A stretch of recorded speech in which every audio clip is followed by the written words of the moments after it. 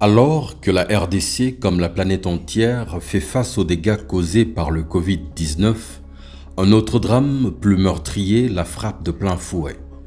Des inondations particulièrement meurtrières sont en train d'endeuiller des familles à travers la République, comme le témoignent ces images de Malembankulu, de Mulongo, de Kindu et plus récemment d'Uvira qui compte des morts par dizaines.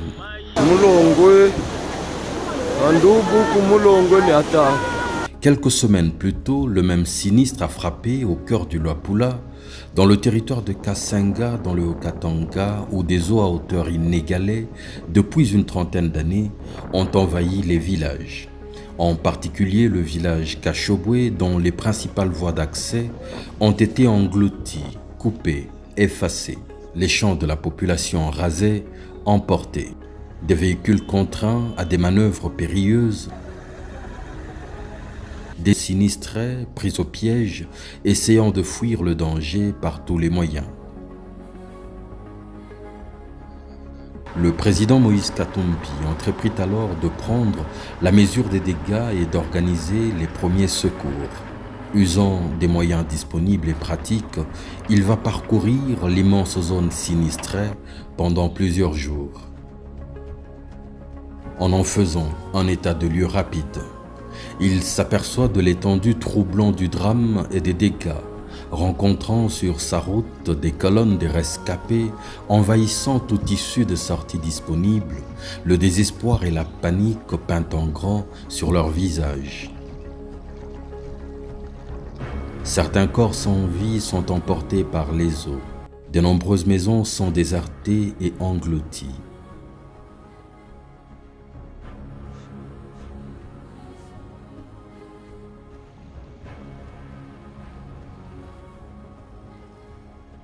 Même des personnes âgées devraient tenter l'impossible pour se soustraire au piège des eaux. On ne compte plus les maisons à genoux. Les reptiles, même les plus dangereux, étendent leur liberté de mouvement et comme une étrange manne, des tonnes de poissons se ramassent à même la voie. Le président Moïse Katumbi organise la prise en charge médicale rapide de plusieurs accidentés et sinistrés, comme le cas de cette mère et de son fils enterrés plusieurs heures sous les décombres de leur maison. Même le quartier chic du village n'est pas épargné. Les eaux ont grimpé jusqu'au seuil des appartements, des chambres d'hôtel et de la salle de conférence.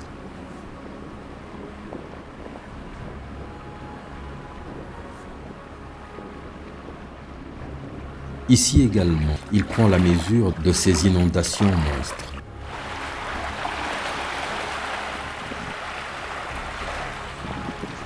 Il devrait joindre certains autres coins en pirogue, le moyen le plus sûr d'y accéder. Il décide alors d'une intervention urgente pour les familles restées sans logis. Un lot de maisons modernes ont commencé à être construites en échange gratuit des cases en paille rasées par la pluie, comme le cas de celle-ci appartenant à Maloba Kalenga, une octogénaire qui a tout perdu lors des inondations.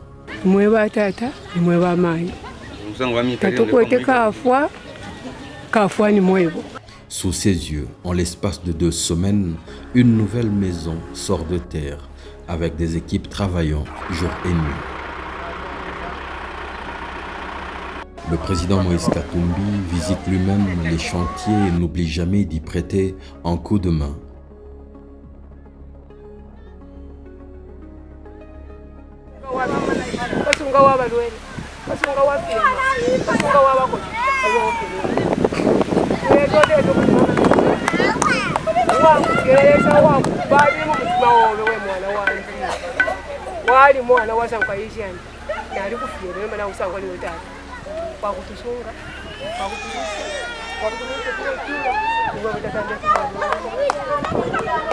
Tout le voisinage en est ému.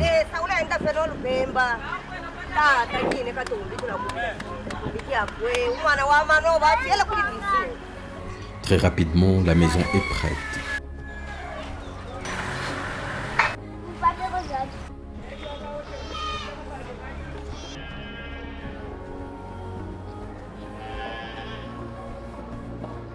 Et c'est le curé ainsi que le chef du village, le Mwami Kashobwe, qui se charge de la remettre à l'heureuse bénéficiaire.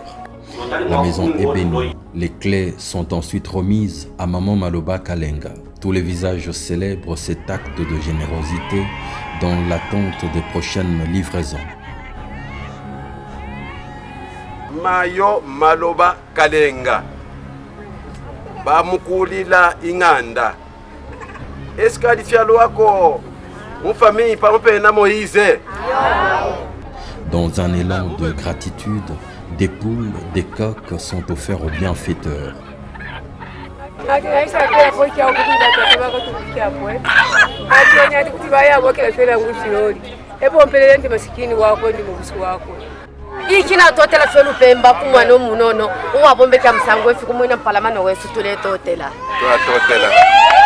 Oui, c'est avec grand plaisir que nous venons d'assister à cette cérémonie d'inauguration de la maison construite par l'honorable Moïse Katumbi Tchapou.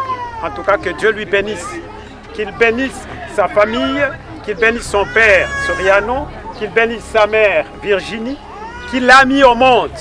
Il est natif d'ici, qu'il continue toujours à œuvrer dans cette même allure. Vraiment, grand merci au grand chef, à toute la population de Kashobwe. On n'a pas grand-chose à lui donner, sinon que Dieu lui bénisse au nom de Jésus-Christ, notre Sauveur. Amen.